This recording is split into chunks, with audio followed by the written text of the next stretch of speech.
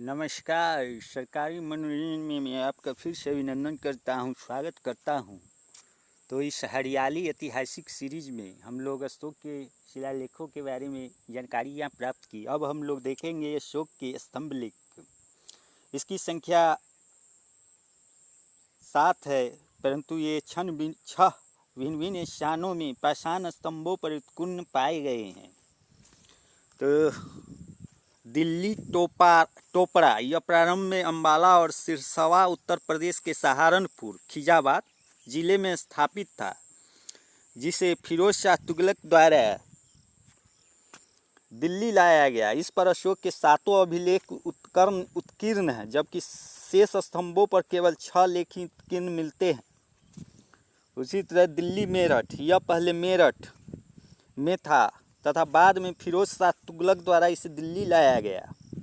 लौरिया अरेराज, यह स्तंभ लेख बिहार के पश्चिम चंपारण जिले में राधिया के पास लौरिया अरेराज में स्थित है। उसी तरह लौरिया नंदनगढ़, यह भी बिहार के पश्चिम चंपारण जिले में मठिया के पास लौरिया नंदनगढ़ में है। रामपुरवा, यह स्तंभ लेख भी चंपारण बिहार में पाया गया है। प्रयाग, यह पहले कौशाम्बी वर्तमान में कोसम में था, जिसे बाद में अकबर द्वारा इलाहाबाद के किले में रखवाया गया।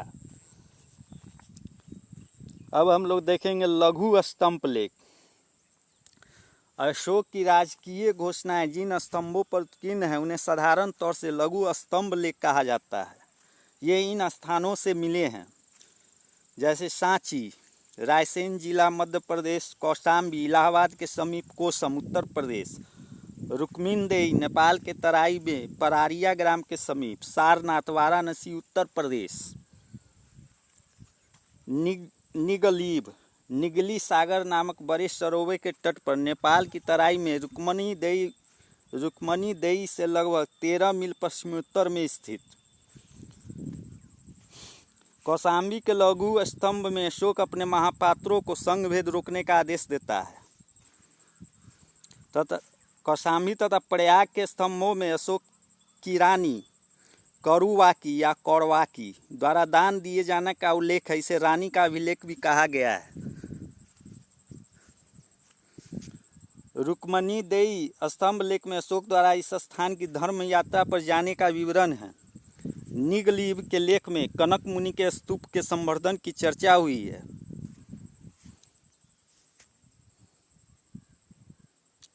इन स्तंभ लेखों में उल्लेखित कुछ बातों को हम जान लें तो प्रथम लेख में धर्म के प्रति अपनी निष्ठा, द्वितीय में धर्म के गुण, तृतीय में राजा को अपनी अच्छाइयों और बुराइयों को चेतना रखना,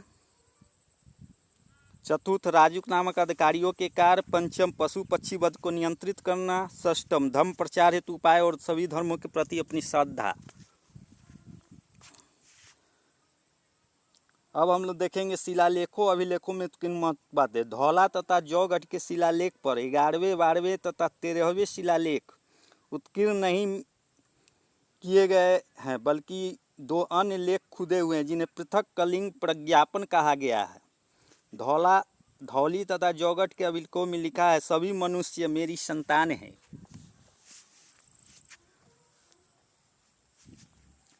गिरनार लेख से पता चलता है कि अशोक ने मनुष्यों तथा पशुओं के लिए अलग अलग चिकित्सालयों की स्थापना करवाई थी। कंधार अभिलेख, उसके प्रभाव से बहेलियों और मछुआरों ने जीव हिंसा त्याग दी थी। रुक्मिनदेई अभिलेख, एकमात्र अभिलेख जिसमें कराधान की चर्चा है। अभिषेक के 20वें वर्ष में अशोक द्वारा लुम्बिनी की यात्रा और वहां का भूमि घटाकर 1/8 कर दिया गया था। केवल अभिलेखों के आधार पर ही D.R. भंडारकर ने अशोक का इतिहास लिख दिया। अशोक के प्राय सभी अभिलेख प्राकृत भाषा में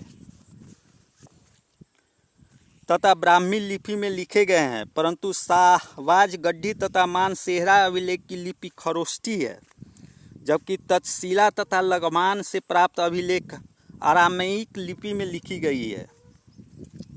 कंधार के पास सरेकुना नामक स्थान से प्राप्त अभिलेख यूनानी तथा अरामाइक लिपि में है। मास्की, गुर्जरा, नेतुर तथा उड़े गोलम के लेखों में अशोक का नाम मिलता है। इलाहाबाद स्तंभ लेख पर अशोक के अतिरिक्त समुद्रगुप्त तथा अकबर के दरबारी बीरबल का भी लेख मिलते हैं। भाब्रू शिलालेख में अशोक ने बौद्ध त्रिरत्नों में विश्वास प्रकट किया है एवं इसी में अशोक के धम्म का भी लेख मिलता है।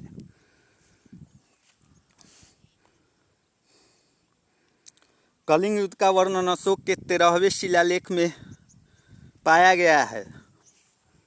अशोक के स्तंभों में उत्प्रेरित और उत्कीर्ण प्रमुख आकृतियां के बारे में अब लोग हम जानते हैं।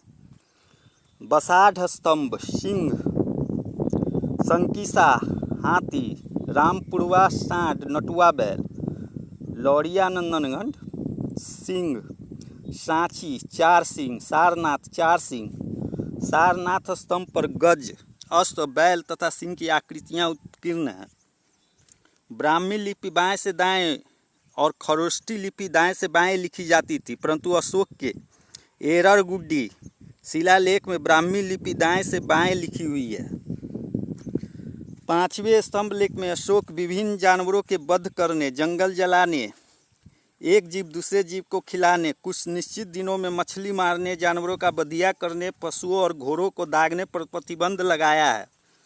इसी शिलालेख में उल्लेख है कि राज्याभिषेक के समय से 26 वर्षों तक 25 बार कैदियों को रिहा किया गया है।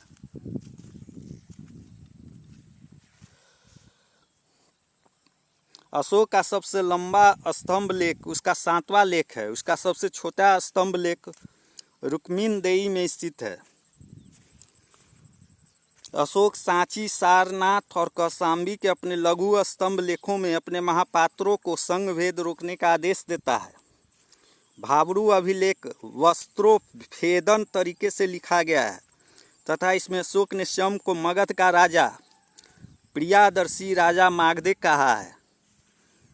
भाब्रू शिलालेख एकमात्र अभिलेख है जो पत्थर की पट्टियों पर खुदा हुआ है। अशोक के अभिलेखों में उसकी रानी कारुवाकी तथा पुत्र तीवर का उल्लेख है। अशोक के द्वारा अकाल के समय किए गए उपायों का महास्थान तथा सोहगौरा अभिलेख में वर्णन है।